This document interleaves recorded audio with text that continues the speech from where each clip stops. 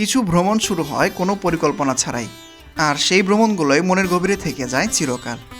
যার কথা ছিল আলোকদিয়া চরে, কিন্তু ভাগ্য আমাদের নিয়ে চলল পারুলিয়া চরে। আর সেই পথে নৌকায় হঠাৎ পরিচয় হলো পারভেজ আর সোহানের সাথে। সকাল থেকে দুপুর ওরা আমাদের ঘুরিয়ে দেখালো পারুলিয়া চর। স্থানীয় মানুষগুলোর মুখে শুনলাম নদী ভাঙন আর তাদের ঘর হারানোর গল্প। এখানে মানুষ প্রতি মুহূর্তেই সব হারিয়ে আবার নতুন করে স্বপ্ন গোনে। এরপর পারভেজ আর সোহানের কথায় পারুলিয়া চরকে পেছনে ফেলে আমরা যখন লেবুর চরে পৌঁছালাম, তখন মনে হলো আমরা যেন কোনো এক জাদুকরী রাজ্যে পা রেখেছি। চোখের সামনে যা দেখতেছিলাম তা বিশ্বাস করতে পারছিলাম না। আমার দেখা অন্যতম সেরা এবং সুন্দর জায়গাগুলোর মধ্যে একটা এই লেবুর চর। চারদিকে দিগন্ত জোড়া সবুজের মেলা, আর তার বুক চিরে হেঁটে যাওয়া গরুর পাল। পুরো দৃশ্যটা যেন কোনো এক চিত্রকারের ক্যানভাসে এক নিপুণ জলছবি। এখানকার বাড়িগুলো এক একটা ছবির মতো সুন্দর, আর এখানকার মানুষগুলো তাদের সরলতা আর অমায়িক ব্যবহারে আমাদেরকে মুগ্ধ করেছে। তবে এই পুরো সফরের সবচেয়ে সুন্দর অংশটা ছিল এই দুই ছোট ভাই। পারভেজ আর সোহান না থাকলে হয়তো চরের এই রূপ, এই অনুভূতি আমাদের কাছে অপূর্ণই থেকে যেত। কোনো স্বার্থ ছাড়া শুধু ভালোবাসার টানে পারভেজ আর সোহান আমাদের পুরোটা দিন যেভাবে আগলে রাখলো, তা কোনোদিনই ভোলার নয়।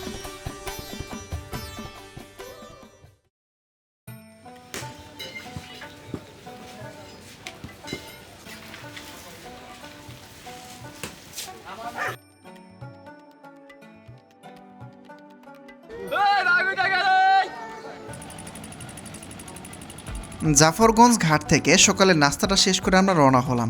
গন্তব্য চর পারুলিয়া। নদীর বুক চিরে আমাদের নৌকা এগিয়ে চলছে ঠিকই, কিন্তু এই যাত্রাটা যতটা সহজ ভাবছেন ততটা সহজ কিন্তু ছিল না। আমাদের এই চরে পৌঁছানোর পেছনের আসল গল্পটা জানতে চাইলে আপনাদেরকে একটু ফ্ল্যাশব্যাকে নিয়ে যেতে হবে। গল্পের শুরুটা আজ সকাল 8টায়। আমরা যখন আরিচাঘাটে পৌঁছালাম, চরে যাওয়ার ঘাটটাই খুঁজে পাচ্ছিলাম না। যাকেই জিজ্ঞেস করে এক একজন এক এক দিকে যাওয়ার কথা বলে। গোলক ধাঁধায় পড়ে শেষমেশ আমরা একটা রিক্সা নিয়ে পৌঁছালাম ঘাটে। আসসালামু আলাইকুম। আলোক দিয়ে চড় যাইব কোন নৌকাগুলা? এই কয়টার দিকে ছাড়বো নৌকা? 11টায় ছাড়বে। 11টার আগে কোনো নৌকা নাই? আমরা যাব আলোকদিয়া চরে। ঘাটে এসে শুনলাম ট্রলার ছাড়বে বেলা 11টায়, আর এখন ঘড়িতে বাজে মাত্র 8টা 20 মিনিট। এই ঘাটে এতক্ষণ বসে থাকা যে কতটা বিরক্তিকর সেটা 10 মিনিট এই ঘাটে থাকার পরই বুঝলাম। এরপর এক স্থানীয় ভাই আমাদের আসার আলো দেখালেন। উনি বললেন এখান থেকে জাফরগঞ্জ চলে যান, সেখানে 9:30টায় একটা নৌকা পাওয়া যাবে। ব্যাস, আমরাও আর দেরি না করে রওনা হলাম জাফরগঞ্জের দিকে। কিন্তু জাফরগঞ্জে পৌঁছে শুনলাম আরেক খবর। নাই বলতে 9:30 একটা ছাড়ে, সেটা বন্ধ হয়ে গেছে অনেক আগে। আলোকদিয়া চরে যাওয়ার যে নৌকার কথা শুনেছিলাম তা নাকি অনেক আগেই বন্ধ হয়ে গেছে। এখন আর এখান থেকে কোনো নৌকা ছাড়ে না। সকাল সকাল পরপর দুটো ধাক্কা খেয়ে আমরা তখন কিছুটা দিশেহারা। হতাশ না হয়ে আমরা ওখানকার স্থানীয় মাঝিদের সাথে কথা বলতে শুরু করলাম। আলোকদিয়া চরের আশা ছেড়ে নতুন এক গন্তব্যের খোঁজ মিলল। মাঝিদের সাথে কথা বলে একটা নৌকা ঠিক করে আমরা অবশেষে যাত্রা শুরু করলাম এক নতুন অজানার উদ্দেশ্যে। আমাদের আজকের গন্তব্য চর পারুলিয়া। সকালের সব ক্লান্তি আর বিভ্রান্তি এই নদীর বাতাসে নিমিশেই মিলিয়ে গেল। শেষ পর্যন্ত আমরা যমুনা নদীর বুক চিরে ছুটে চললাম। চারদিকে শুধু পানি আর পানি। এই নৌকায় বসে থাকা প্রতিটি মুখের দিকে তাকালে এক একটি অন্যরকম গল্প চোখে পড়ে। এখানে যারা আছেন সবাই পারুলিয়া চরেরই বাসিন্দা। চরের জীবনটা কিন্তু আমাদের মূল ভূখণ্ডের মতো অতটা সহজ নয়। সেখানে চাইলেই হাত বাড়ালে সব কিছু পাওয়া যায় না। তাই জীবন ধারণের জন্য প্রয়োজনীয় চাল ডাল তেল থেকে শুরু করে নিত্য প্রয়োজনীয় সব জিনিসই এই জাফরগঞ্জ ঘাট বা অন্যান্য কোনো বাজার থেকে কিনে নিয়ে যেতে হয়। আজকের এই নৌকায় কেউ এসেছিলেন সপ্তাহের বাজার করতে, কেউ হয়তো নিজের ক্ষেতের ফসল বিক্রি করে প্রয়োজনীয় জিনিস নিয়ে বাড়ি ফিরছেন, কেউ আবার নিজের দোকানের জন্য চাল তেল ডিম ইত্যাদি নিয়ে যাচ্ছেন। আর ওই যে দেখুন, একজন বাবা তার ছোট বাচ্চার জন্য পরম যত্নে নিয়ে যাচ্ছেন রঙিন হাওয়াই মিঠাই।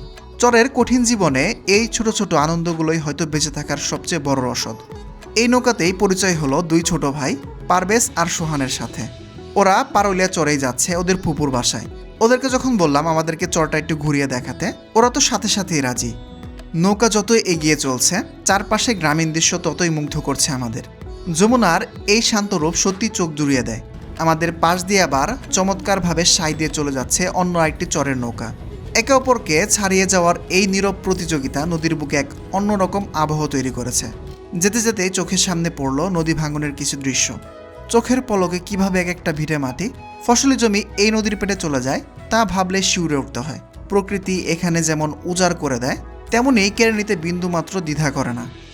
প্রায় 30 থেকে 40 মিনিট পর আমরা অবশেষে পৌঁছে গেলাম আমাদের গন্তব্য পারুলিয়াচরে।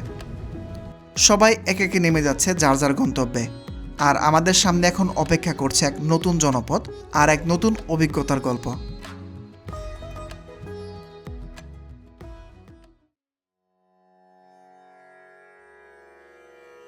পারুলিয়াচরে পা রাখতেই প্রথমে চোখে পড়ল নদীর পাশের একটা টং দোকান। একজন মুরব্বী দাদা অল্প কিছু জিনিস আর কেটলিতে চা নিয়ে বসে আছেন। তার দোকানের বেঞ্চিতে বসা ছিলেন আরেকজন দাদা। চা খেতে খেতে তার মুখোমুখি হওয়া, আর তার কাছ থেকে শুনলাম এই চরের বুকে বেঁচে থাকার এক অদ্ভুত কষ্টের গল্প। এই চরের নাম পারুলিয়া চর। এখানে অষ্টআশিতে বাড়ি ভেঙে গেছিলাম, তারপরে 4 ভাঙা দিছি, আর 1 ভাঙার ঝুঁকিতে আছে। বর্তমানে এই যে নদীকে দেখেছেন, এই নদীটা আমাদের খুব সর্বনাশ করে দিল। জমা জমিতে আসলে সব এই যে জায়গা ভেঙে গেছে, এখন আমরা বাস্তুহারা। এখন যেখানে যেইটুকুই পাই সেখানেই আমরা বসবাস করতেছি। তাদের জীবনের গল্পগুলো শুনে আজ সত্যিই খুব খারাপ লাগলো। যেখানে আজ যমুনা নদীর উত্তাল স্রোত বয়ে যাচ্ছে, মাত্র কয়েক বছর আগেও হয়তো সেখানে ছিল তাদের সাজানো বাড়িঘর। যমুনা এক নিমিষেই ক্ষুধার্ত রাক্ষসের মতো গ্রাস করে নিয়েছে তাদের সব কিছু। কোনো কোনো পরিবারকে জীবনে 5 বার 7 বার এমনকি 10-12 ঘর সারাতে হয়েছে। ভিটে মাটি হারানোর এই ক্ষত শুকানোর আগেই আবার নতুন কোনো চরে গিয়ে একদম শূন্য থেকে তাদের আবার শুরু করতে হয়। এক রাতেই যারা সব হারিয়ে নিঃস্ব হয়ে যায়, পরদিন সকালে তারা আবার বেঁচে থাকার নতুন সংগ্রামে নেমে পড়ে। প্রকৃতির এই নির্মমতাকেই জীবনের অংশ হিসেবে মেনে নিয়েই তারা আবার নতুন করে বাঁচার স্বপ্ন দেখেন। গল্পের ঘোর কাটিয়ে এবার পারভেজ আর সোহানের পেছন পেছন হাঁটা ধরলাম চরের মূল রাস্তা ধরে। এখন কই না যেতেছ আমাকে ভাই? স্কুলে। স্কুল। চারপাশেই গ্রামীণ পরিবেশ। একটা জিনিস এখানে খুব চোখে পড়ার মতো, কিছুক্ষণ পরপরই আমাদের পাশ কেটে চলে যাচ্ছে ঘোড়ার গাড়ি। আধুনিক রাস্তাঘাট না থাকায় এই চরের মানুষের যাতায়াত আর পণ্য বহনের প্রধান ভরসাই এই ঘোড়ার গাড়িগুলোই। নদীর পাড় ধরে হাঁটতে পাশেই দেখলাম একদল বাচ্চার নদীতে গোসল করার দৃশ্য। ওদের এই বাঁধভাঙ্গা উল্লাস দেখে ক্ষণিকের জন্য মনটা একদম অতীতে হারিয়ে গেল। মনে পড়ে গেল নিজের ফেলে আসা সেই ছোটবেলার কথা। তবে এই সব কিছুর ভেতরও মনের কোথাও যেন একটা শূন্যতা ছিল। কেমন যেন একটা জিনিস মিস করতেছিলাম, আর সেটা হলো প্রাকৃতিক সৌন্দর্য। পারভেজ আর সোহানকে বললাম, ভাই এমন একটা জায়গায় নিয়ে যাও যেখানে মন জুড়িয়ে যাওয়ার মতো একটা প্রাকৃতিক সৌন্দর্য উপভোগ করা যাবে। ওরা একটু হেসে বলল, তাহলে তো আমাদের লেবুর চরে যেতে হবে। আর দেরি না করে আমরাও রওনা হলাম ওদের কথা মতো লেবুর চরের উদ্দেশ্যে। লেবুর চরে পা রাখতেই মনে হলো আমরা যেন কোনো সবুজের রাজ্যে প্রবেশ করেছি। যেদিকেই চোখ যায় শুধু সবুজের সমারোহ, কিন্তু প্রকৃতির এই সৌন্দর্যের আড়ালে লুকিয়েছিল এক কঠিন পরীক্ষা। রোদের তীব্রতা ছিল আকাশ ছোঁয়া। রোদের কারণে আমাদের অবস্থা তখন পুরো 12টা বাজার মতো। পারুলিয়াচর থেকে সাথে করে যতটুকু পানি নিয়ে এসেছিলাম তা নিমিষেই শেষ। চাতক পাখির মতো তৃষ্ণা, অথচ আশেপাশে কোনো ঘরবাড়ির চিহ্নও নেই। যখন মনে হচ্ছিল আর এক পাও চলা সম্ভব নয়, তখনই আমাদের চোখে পড়ল এক বিশাল গাছ। আশ্রয় নিতে আমরা সবাই ছুটে গেলাম সেই গাছের নিচে। মুহূর্তের মধ্যেই সারা শরীর জুড়িয়ে গেল, ক্লান্তি যেন এক পলকেই গায়েব হয়ে গেল। এরপর শরীরটা একটু ঠান্ডা হতেই পারভেজ আর সোহান বলল, আপনারা এখানে একটু জিরিয়ে নেন, আমরা যে কোনো উপায় পানির ব্যবস্থা করছি। ওরা যখন পানির খোঁজে ব্যস্ত, আমরা তখন আমাদের ড্রোনটি বের করে উড়াতে শুরু করলাম। আর ওপর থেকে যা দেখলাম তা এক কথায় অবিশ্বাস্য। যতদূর চোখ যায় শুধু সবুজের সমারোহ আর নদীর অপরূপ দৃশ্য। এই বিশাল সবুজের বুক চিরে অনেক দূরে ছোট ছোট কিছু বাড়িঘর মাথা উঁচু করে দাঁড়িয়ে আছে, যা দূর থেকে দেখতে চমৎকার লাগছিল। আর ঠিক তখনই চোখে পড়ল এক অভূতপূর্ব দৃশ্য। এক রাখাল ভাই তার বিশাল গরুর পাল নিয়ে চরের তাজা ঘাস খাওয়াতে এসেছেন, আর নিজে পরম শান্তিতে একপাশে বসে আছেন। এই পুরো ক্যানভাসটা দেখে মনে হচ্ছিল কোনো এক বিখ্যাত চিত্রকার যেন ক্যানভাসে তার নিখুঁত তুলির টানে এই ছবি এঁকে রেখেছেন। পাইছা পানি ভাই? চাপকল চাবি পানি বাইরে না। পরে আল্লাহ কয় মেশিং স্টার্ট দেওয়া লাগবে, আমি কই মেশিং স্টার্ট দেওয়া পারব না। পরে একজনে কয় আমার কাছে পানি আছে, হ্যাঁ পরে এর কাছে করলাম দেন তো ভাই হ্যাঁ পানি লাগবে না, ঘুরে হয়েছি পানি হ্যাঁ, বসা হ্যাঁ, লাগছে। পরে কি কয় কয়? নাও ভাই যাক ভালো হয়েছে। তুমি তোমার হাতে কি এটি? পাকা লেবু, পাকা লেবু কই পেলে? কিনে আসছো? পাকা লেবু কোন থেকে আনছো? ওই যে ওখান থেকে। চুরি করছো নাকি? না এই না ভাই, সত্যি ভাই আমি কইতাছি চুরি করে আনছি না, এটা কেউ নাই ভাই, থাকলে চা নিতাম। তোমার ঘুরতে কেমন লাগতেছে আজকে আমাদের সাথে? হ্যাঁ সে ভালো। হ্যাঁ বলো এখন যাইতাছি এখন কই? যাইতাছি ওই একজন কাকু গরু চড়াইতাছে, হ্যাঁ এই গরু চড়ানো কাকুর কাছে যাইতাছি, তার একটা শুটলমু হ্যাঁ শুটলা, তারপরে ওই দিক বাড়ি আছে হ্যাঁ। ওইদিকে ঘুরে হ্যাঁ জামুগা। বুঝছি। তো আমরা কিন্তু এখন এই যে ভয়ানক রাস্তাতে যাচ্ছি, চারপাশে শুধু জঙ্গল আর জঙ্গল, ডান পাশে ছন, আর এই যে সামনে ছোট দুই ভাই, আর পেছনে এই যে ভিডিও করতে করতে আসতেছে নেহাল। পারবে, রাস্তা তো শেষ হয় না, তুমি কই নাই রে? ভাই আমি যে সুমকা আইছি হ্যাঁ সে সুমকা এত কিছু আসলো না ভাই, হ্যাঁ আসলো খালি বাড়ি ঘর আসলো কয়টা, হ্যাঁ আর এই বাগান টাগান আসলো না। এবার আমাদের গন্তব্য সেই দূরের ছোট ছোট বাড়িগুলো, চারপাশে ঘন জঙ্গল, পেয়ারা বাগান আর কলা বাগানের পাশ দিয়ে দীর্ঘপথ হাঁটার পর আমরা এসে পৌঁছলাম সেই বাড়িগুলোর একদম কাছে। একবারের উঠোনে তখন অনেক মানুষের জটলা, অচেনা জায়গায় অচেনা মানুষদের কাছে যাব কি যাব না এই দ্বিধায় ভুগছিলাম, কিন্তু আমাদের সব দ্বিধা এক নিমিষেই কেটে গেল। তারাই আমাদের ডেকে নিয়ে বসতে দিল নিজেদের বসার জায়গায়। পানি চাইতেই মুহূর্তের মধ্যেই এনে দিল পানি, আর পরম আদরে বারবার বলতে লাগলো খাবার খাওয়ার কথা। এখানকার মানুষগুলোর মন যেমন বড়, তাদের বাড়িগুলো ঠিক তেমনই সুন্দর।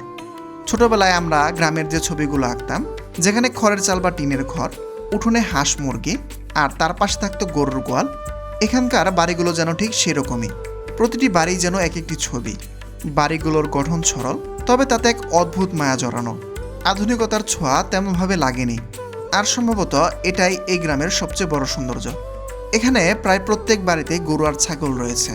সকালে পাখির ডাকে ঘুম ভাঙা বা বিকেলে গরুর পাল চড়িয়ে ফেরা, এই দৃশ্যগুলো এখানকার নিত্যদিনের রুটিন। আচ্ছা ঠিক আছে ভাই, থাকেন, ভালো থাকবেন, ধন্যবাদ অনেক। না না খাওয়া দাওয়া আজকে করুন না, অন্য একদিন যদি আই করুন ভবিষ্যতে।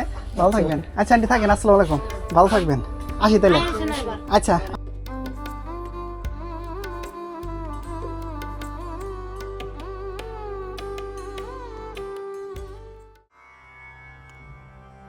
দিন শেষে সূর্যটা যখন যমুনার বুকে মিলিয়ে যাচ্ছিল, তখন আমাদের নৌকাও পারুলিয়া আর লেবুর চরের মায়া কাটিয়ে ফিরতি পথ ধরেছে। আলোকদিয়া চরে যেতে না পারার যে হতাশা নিয়ে দিনটা শুরু হয়েছিল, এখন আর সেটাকে ভুল সিদ্ধান্ত বলে মনে হচ্ছে না। হয়তো নিয়তিই চাচ্ছিল আমরা যেন পথ হারাই, কারণ পথ না হারালে তো আর পারুলিয়া চরের সন্ধান মিলত না, আর দেখা হতো না পারভেজ আর সোহানের মতো দুই ছোট ভাইয়ের সাথে। প্রথম দেখায় যারা ছিল একেবারেই অচেনা, মাত্র কয়েক ঘন্টার ব্যবধানে তারাই যেন হয়ে উঠল ভীষণ আপন। কোনো স্বার্থ ছাড়াই, কোনো চাওয়া পাওয়া ছাড়াই এই দুইজন ছোট ভাই পুরোটা দিন আমাদের সাথে ছায়ের মতো ঘুরেছে। নিজেদের চরের মানুষের জীবনের প্রতিটি গল্প তারা আমাদের দেখিয়েছে পরম মমতায়। এখানে মানুষ প্রতি মুহূর্তে সব হারিয়েও আবার নতুন করে স্বপ্ন বোনে। তাদের জীবন আমাদের শেখায় সব হারানোর পরেও কিভাবে শূন্য থেকে আবার নতুন করে সব কিছু গড়ে তুলতে হয়। পেছনে ফেলে যাচ্ছি দিগন্ত জোড়া সবুজের মেলা, খড়ের চালের সেই মায়াবী বাড়িগুলো, আর আজীবনের জন্য জমা হওয়া কিছু সোনালী স্মৃতি। জানি না পারভেজ আর সোহানের সাথে এই জীবনে আর কোনোদিন দেখা হবে কিনা, তবে ওরা আমাদের মনে থেকে যাবে আজীবন।